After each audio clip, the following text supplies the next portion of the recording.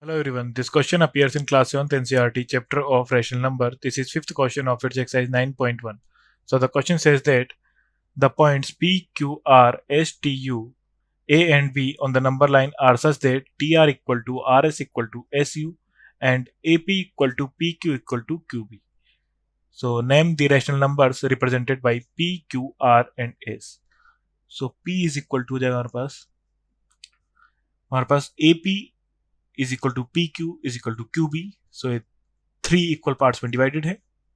सो P point हो जाएगा A point तक हमारे पास 2 प्लस ये 3 पार्ट्स में डिवाइड है और ये हो जाएगा only 1 part. So 1/3 is equal to 6 plus 1/3 is equal to 7/3. Then point Q is equal to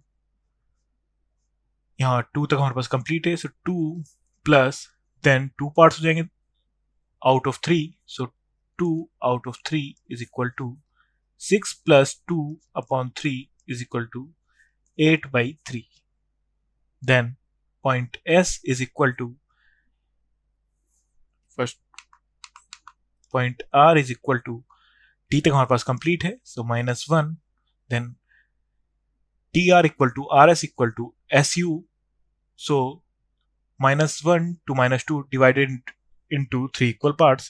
So हमारे पास R तक only 1 part है. So -1/3 is equal to -3 minus 1/3 is equal to -4/3. Then point S is equal to -1 तक complete है. So -1. Then 1, 2. So 2 part out of 3. So -2/3 is equal to -3 minus 2/3 is equal to -5/3. So point P is equal to 7/3, Q is equal to 8/3, R is equal to -4/3 and S is equal to -5/3. Thank you.